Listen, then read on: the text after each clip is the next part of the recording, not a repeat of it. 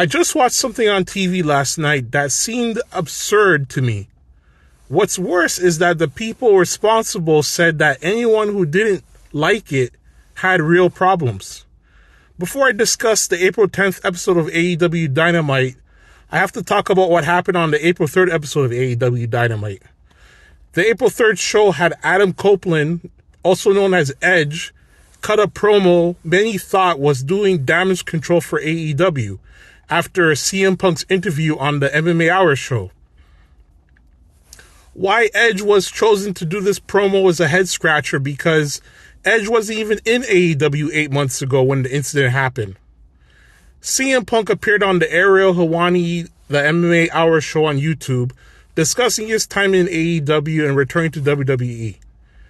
CM Punk shared his negative experience in AEW, which surprised many fans and made people at AEW very sensitive. Many AEW talent went on Twitter afterwards to write tweets supporting the company. As for the April 3rd Dynamite, Edge's promo opened the show, and afterwards, Tony Khan wrote on X Twitter that it means a lot to hear AEW chants after Edge's promo.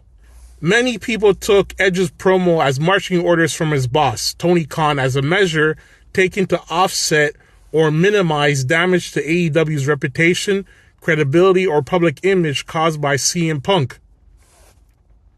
Last weekend being WrestleMania weekend didn't prevent AEW from running Collision on Saturday night, which ran a preview saying that this week's Dynamite will contain security footage from All In 2023.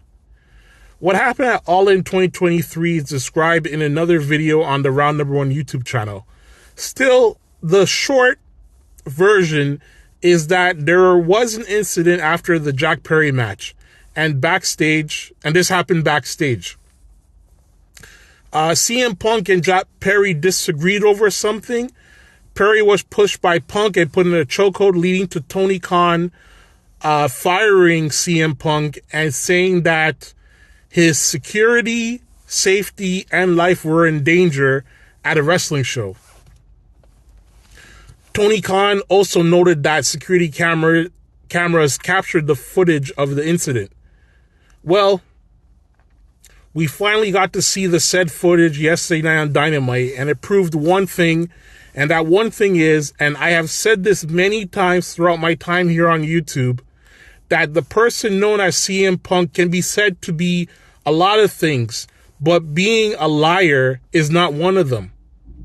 I've never called Punk a liar because everything he has said about his time at AEW seemed truthful based on how childish, miserable, and petty AEW is shown to be, run by Tony Khan and his EVPs.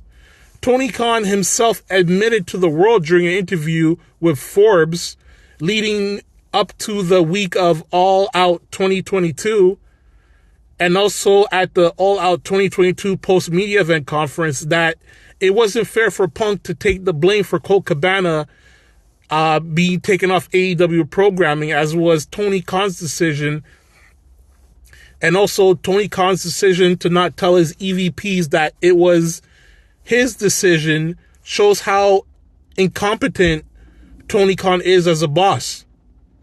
You know, basic managerial skills would have prevented the brawl between the EVPs, Punk, and Punk's entourage after All Out 2022. AEW lost its biggest star and millions of dollars because the boss wanted to be seen and known as a nice person by his friends. As Punk said in the MMA Hour show, AEW is not a company run like a real business. The April 10th Dynamite showed that CM Punk's recent comments made people at AEW very sensitive to finally talk about an incident that they refuse to discuss and or show footage. The incident occurred 8 months ago. CM Punk was fired and is now in the WWE. Jack Perry is on excursion in New Japan Pro Wrestling. And this footage is being used as an excuse for the Young Bucks to promote their tag team championship match at AEW's upcoming pay-per-view named Dynasty. The Young Bucks introduced the footage playing into their storyline with FTR, who were associated with Punk during his run in the company. They ultimately blamed the backstage situation for their loss at All In against FTR. So airing this footage serves what purpose? Showing this footage helps no one in AEW get over. CM Punk is in the WWE. Jack Perry looks weak because he cannot stand his ground after acting like a tough boy. Tony Khan looks weak from being the boss who was scared over what could be considered a small brawl backstage. The EVPs look petty. And poor Tony Schiavone looked unhappy sitting at the booth after watching the segment. FTR doesn't get anything out of this feud either. After the Young Bucks segment ended, FTR came to the ring and they basically repeat what I have said in this report. Cash Wheeler asked why the Young Bucks showed the footage and what were they trying to accomplish. He says he's done with the all-out 2023 backstage incident, and instead of talking about going back to Wembley Stadium, which they'll be going back to this year, videos are being shown of last year. He finally ends by saying that they are petty, the EVPs, which I've also said. I knew that this week's episode of Dynamite would be an embarrassment for the company just because airing an 8-month-old video that Punk already described to further a storyline shows that they had no other way to make this match hot themselves. Hence, they had to use a former talent who was over in the WWE to make it hot. After the FTR segment, I turned off the TV. However, AEW's pettiness continued when Ospreay was given the green light to express his thoughts to Triple H. Last week, Triple H said the following during an appearance on the Pat McAfee show, which I think was being aired from WWE World in Philadelphia. Triple H said, and I quote, "When I see people coming out of trying to make it, and they pick a job where, well, they work less, the schedule is lighter, then I'm like, I'm glad I didn't pick you. If you're not in it for the grind at that point early in your career, you have no business being here," end quote. Well, Ospreay responded on Dynamite last night, and here's what he said, and I quote, "There is this rumor going around that I am afraid of the grind. I'll be honest with you, I have no idea where this conversation has come from because I am one of the only guys traveling every single week to the UK and America, taking 8 to 10 hour flights every single week. I'm delivering some of the best professional wrestling matches this world has ever seen. Normally, I wouldn't rise to this type of bait. However, seeing as a guy that is only in the position he's in because he was grinding on the boss's daughter," end quote. Ospreay's comments was ridiculous. And you know, it's clear that there are enablers in the AEW who think making such a statement is beneficial for AEW and Ospreay. However, you know, Ospreay should keep in mind that anything could happen. And if he is released from his AEW contract, Ospreay will learn that the world's biggest wrestling promotion in the world won't welcome him with open arms. AEW is desperate to grab the attention of the pro wrestling audience, especially after the week WWE has had and WWE's focus on moving away from McMahonism and shifting towards a new era of pro wrestling over sports entertainment. I wish AEW could develop better ways to promote their matches and viewership without using such tactics. I do enjoy wrestling.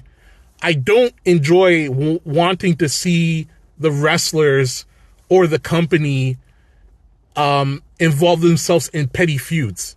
I hope AEW can learn from this incident and focus on creating compelling storylines based on their current roster and talent.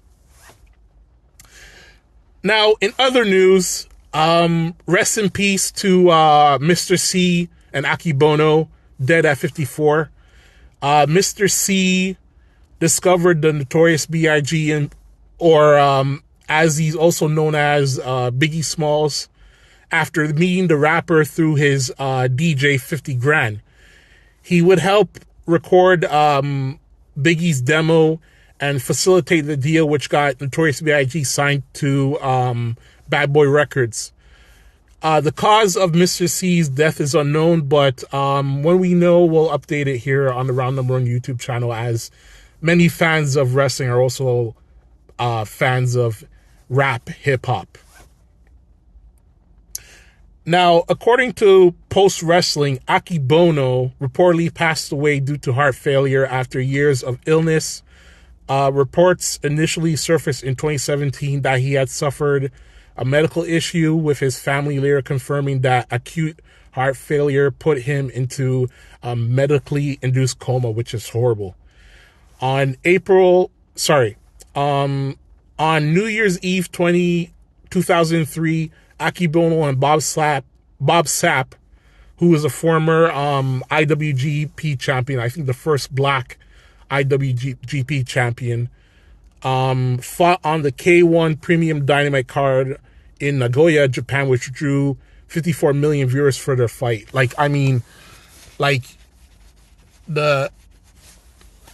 If you want to know the importance of like kickboxing and MMA in Japan, like goddamn, back in the 90s, like Pry used to do friggin' outstanding numbers on Fuji television in Japan. 54 million viewers on Japanese television for a fight is amazing. And as many wrestling fans will know, in 2005, Akibono participated in a sumo contest with Big Show at WrestleMania 21, which took place at the Staples Center in Los Angeles. Akibono is a legit former Yokozuna, and he's a two-time All Japan Pro Wrestling Triple Crown champion. Rest in peace to Akibono and Mr. C. So that ends this report from the Round Number One YouTube channel. My name is Michael. Join us back tomorrow, as I'm sure there'll be further to talk about this embarrassment that embarrassment of a show that AEW put on last night. We'll be talking about the responses that I'm sure many people in the wrestling industry will be talking about. So join us back here tomorrow on the Round Number One YouTube channel, Friday evening, for the next upload. This is Michael. I'll talk to you later.